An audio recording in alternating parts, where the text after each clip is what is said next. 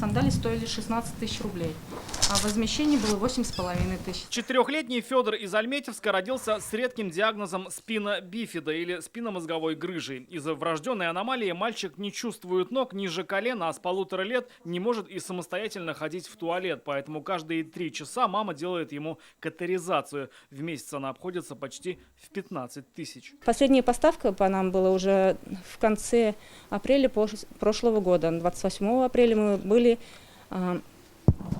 на год обеспечены по 11 апреля 2022 года.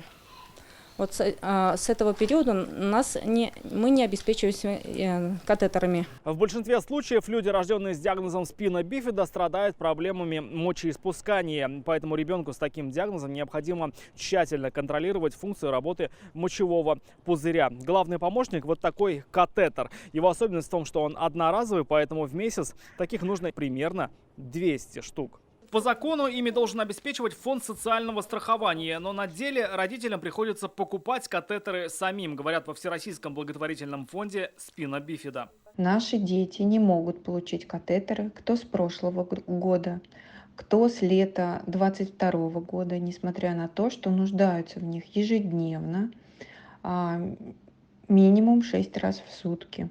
Доплачивать за то, что государство обязуется выдавать бесплатно, неправильно. Поэтому наши подопечные ждут именно выдачи специальных средств. Ольга Леонтьева из Казани приобретает их для внучки. По словам женщины, в последний раз бесплатно их выдавали еще в мае. Компенсация за один катетер 65 рублей. А нам приходится покупать по 97 рублей за штуку. И, естественно, если бы это было 10 штук, это, может быть, незначительно было.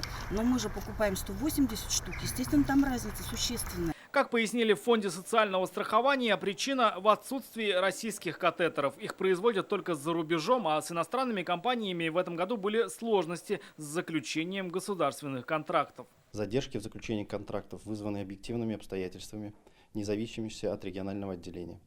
Региональное отделение не имеет иных законных способов обеспечения инвалидов, кроме как в соответствии с законом 44.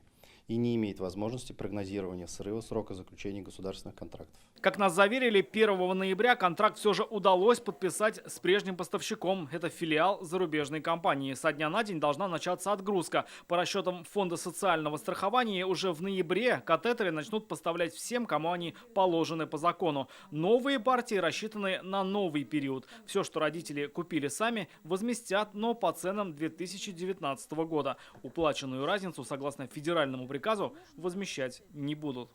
Рамиль Шайдуллин, Алсу Ахмедзянова, Лейсан Саитова, Ирик Хабибуллин, ТНВ, Альметьевск, Казань.